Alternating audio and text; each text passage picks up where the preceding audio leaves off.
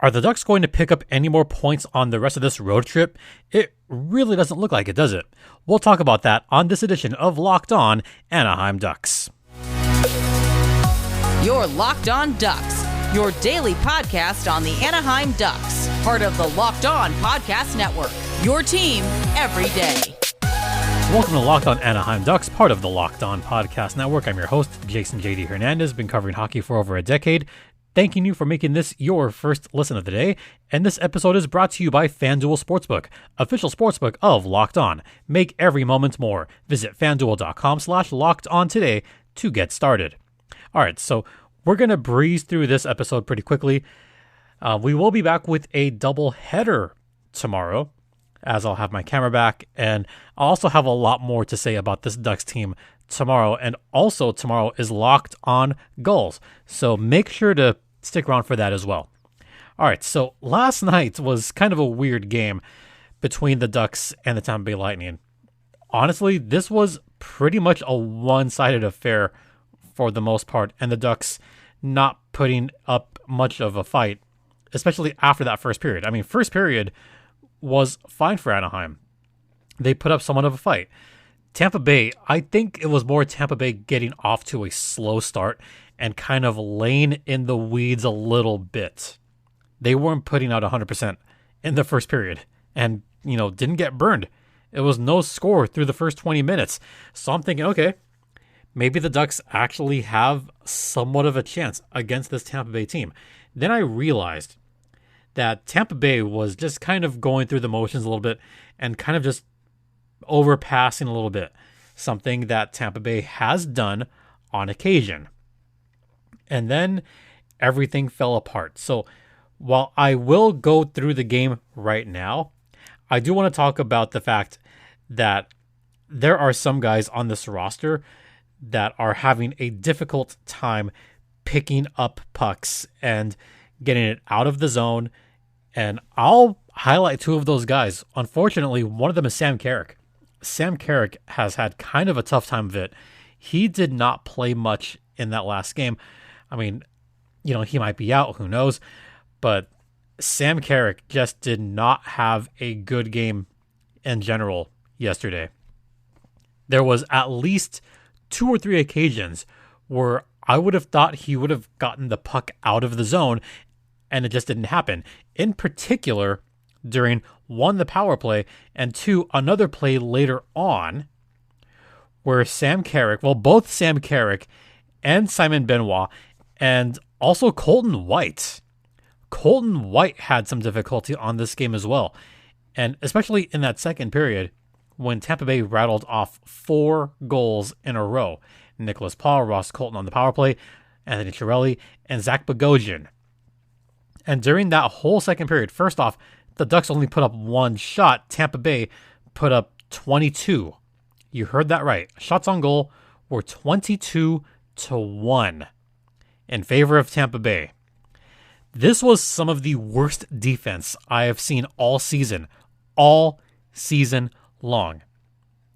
What are you doing double teaming Steven Stamkos, at one point triple teaming him, and then you leave someone else wide open right there?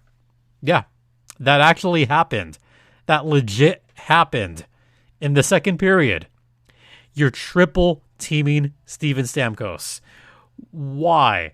What are we doing there, Colton White? Nathan Beaulieu, you were lost as well. What was happening there?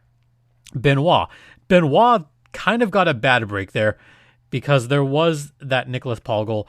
And yeah, that one did deflect off of Benoit's skate. So that one is a little bit of bad luck. Especially when you have Lukas Dostal, who again saw 22 shots in 1 period. I feel bad for Dostal. Dostal has been used to this in the American Hockey League, and now he's seeing the exact same thing in the National Hockey League. This young goalie does not deserve that. And it's really sad with the trade deadline coming up, and especially with the season ending. The Ducks are doing an excellent job of tanking as it is, to be fair. I mean, I shouldn't accuse the Ducks of tanking, and not many people are accusing the Ducks of tanking. Like, they are trying. But I do question some of the defensive moves and defensive schemes that are being put out there by Coach Eakins. I'm questioning some of the lines that are being put out there by Coach Dallas Eakins. So maybe there's something to that. Or maybe Coach Eakins is throwing crap at the wall and seeing what sticks. That's how this game felt. And I knew it got worse when I saw Braden Point with the power play goal. And Corey Perry, of course, Corey Perry got a goal against his old team. I felt like it was inevitable, like it was going to happen. All right, here we go. Oh, yeah, there's the Corey Perry goal. There it is. Yeah. In 16 minutes or 17 minutes, Tampa Bay scored 6 unanswered goals. 6 unanswered in about 16 minutes. That was the game right there. Was just that stretch of about 25 to 26 minutes where Tampa Bay just completely dominated the Ducks. Completely. Now, the Ducks, for what it's worth, they did get their fair share of shots towards the end of the game, to be fair. And the Ducks did at least get a goal, a singular goal, towards the end. Ryan Strome broke the shutout. Hip, hip, hooray, I guess. So they only lost 6-1 on this game. Only 6-1. It could have been a lot worse. It could have been 9-1. But then that would have made Dostal look even worse. And you know what? I'm going to talk a little bit more about Dostal after the first intermission. So stay locked in. But first, let's talk about FanDuel. That's right. We are excited and thrilled to have FanDuel as our new sports betting partner. And we're excited because, you know, the NBA and NHL seasons are coming kind of down to the wire. We got about less than 2 months left in both seasons. And now is the perfect time to download FanDuel, America's #1 sportsbook, because new customers get a no-sweat first bet of up to $1,000. That's bonus bets back if your first bet doesn't win. Just download the FanDuel Sportsbook app. It's safe, secure, and super easy to use. And you can bet on everything from the money line to point scorers and, you know, all kinds of other stuff. And FanDuel even lets you combine your bets for a chance at a bigger payout with a same game parlay. So don't miss that chance to get your no-sweat first bet of up to $1,000 back in bonus bets when you go to FanDuel.com/LockedOn.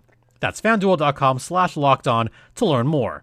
Make every moment more with FanDuel, the official sports betting partner of the Locked On Podcast Network. And please, folks, gamble responsibly.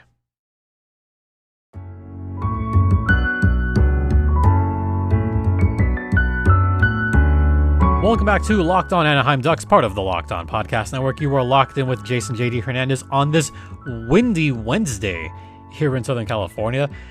For those of you that live in SoCal, you may have noticed that this weather is really crappy. So I will just say, just be careful out there, especially if you're listening and commuting. Just be careful. Pay attention to the road right now. All right.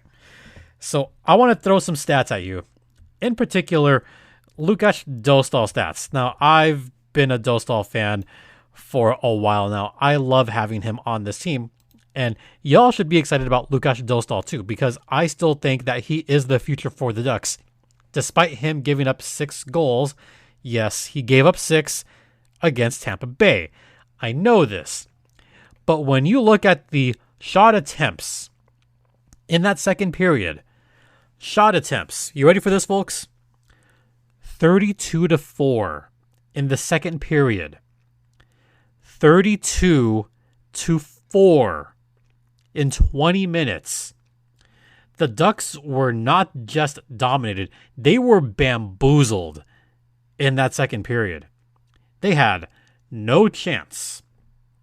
Like I said, shots were 22-1, but to have 34 shot attempts to only 4, you know that is bad. And even that one shot attempt, or like one of those, was a high danger, but that was it.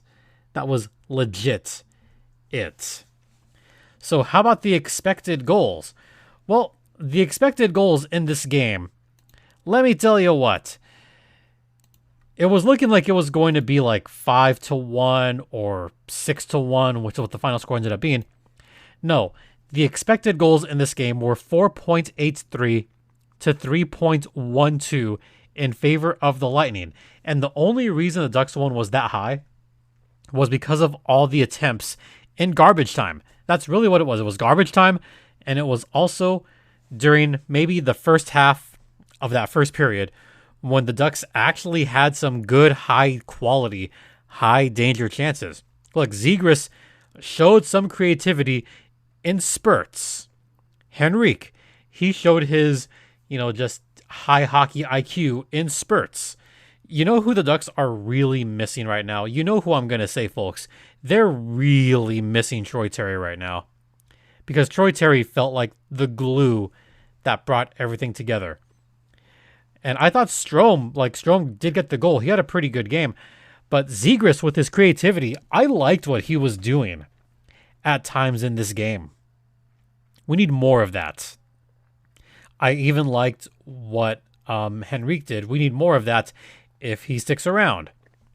And even Frank has done well recently, not so much on this game, but in the recent games, Frank Vetrano has showed that he can have an adept scoring touch and look just amazing. But back to Dostal. His game score was negative 1.17. That's not bad. The expected goals against him were almost 5. So if he had given up 5 goals, that would have been about on pace. And I wouldn't have batted an eye and said, yeah, you know what? That's just Dostal getting jobbed on this one. Dostal let in a couple that I'm like, well, it's close. Maybe he could have had it. But it was still a rough go for Dostal as it is really windy out there, folks. But, give credit to at least Dostal stopping all those shots and trying to keep his team in it for one period, for what it's worth. Now, Dostal did see 44 shots to the Ducks 25. The Ducks got outworked again on shots on goal. This now marks the 31st time. Yes, you heard that right. The 31st time that the Ducks have allowed 40 or more shots on goal. By the way, the Ducks have only played 58 games, and to have that happen 31 times is ridiculous. That is more than half of their games. They only need to allow that to happen a mere 10 more times in their last 24 games to have that occurrence happen in exactly half their games. Ooh, that is not good. How about the shot attempts per game? Well, the Ducks are almost there. They are averaging 39.6 shots per game right now. The average is 39.6. I think they could get to 40 on average. Who knows? Who knows what's going to happen with the Ducks the rest of the season? I can only imagine and predict that it's going to be a very painful ending to the season, and especially a very painful ending to this upcoming road trip. That, folks, is what I'm predicting.